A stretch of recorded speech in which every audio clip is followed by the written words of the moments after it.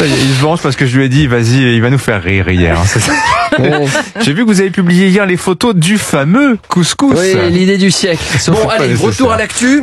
Cette addiction, cette cocaïne sur laquelle on ne saurait vivre et qui nous pousse à commenter en long, en large et en travers depuis 5 jours un sujet qui sera sans doute au bac cette année. Ah oui, lequel hein? Mathilde Panot sait-elle prononcer le mot terroriste? Mais quel est donc ce mal étrange dont souffre la chef des députés de LFI et qui l'empêche de prononcer à la suite les lettres T, E, R-R-O-R-I-S-T-E. Une hémiplégie sélective de la langue? A-t-elle des cordes vocales en mousse? Porterait-elle en elle un douloureux secret, comme celui d'avoir profané un jour la tombe de Raskar Kapak, dont elle subirait la vengeance laryngée aujourd'hui? Ça vous choque qu'elle n'arrive pas à prononcer le mot?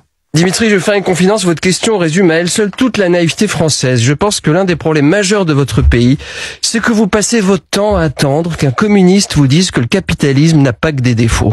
En même temps, j'ai envie de vous dire, c'est ce qui fait le charme de Mathilde. Ah oui, comment ça? Ça doit être tellement pas cher quand tu l'invites au resto. Ah, mais tu vois, pour la Saint-Valentin, tu l'invites au McDo, elle ouvre son Happy Meal, elle se met à chialer.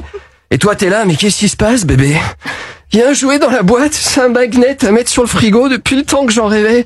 Tu sais quoi, bébé, tu peux le garder, je te l'offre. C'est vrai.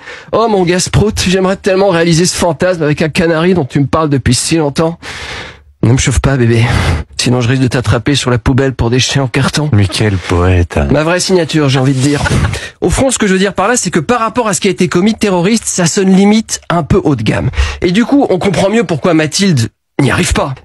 Mais cela dit, à titre personnel, je trouve que le mot terroriste n'est pas le mot approprié. Ah, vous trouvez que c'est pas approprié? Je vais vous dire le fond de ma pensée. Dans le mot terroriste, à mes oreilles, plane encore le résidu de l'idée d'une forme de désespoir militaire débraillé au service d'une cause qui se rêverait collective. Or, à mes yeux, mais sans doute suis-je bizarre, quelqu'un qui égorge un nourrisson, qui enlève et viole des femmes et qui prend du plaisir à promener en cage un enfant dans un territoire hostile, je trouve que plutôt que terroriste, les mots déchets humains ou raclure de fonte fausse sceptique me semblent approcher avec davantage de rigueur et de précision la vérité profonde de ce type d'organisme bipède à barbe épaisse et à front bas.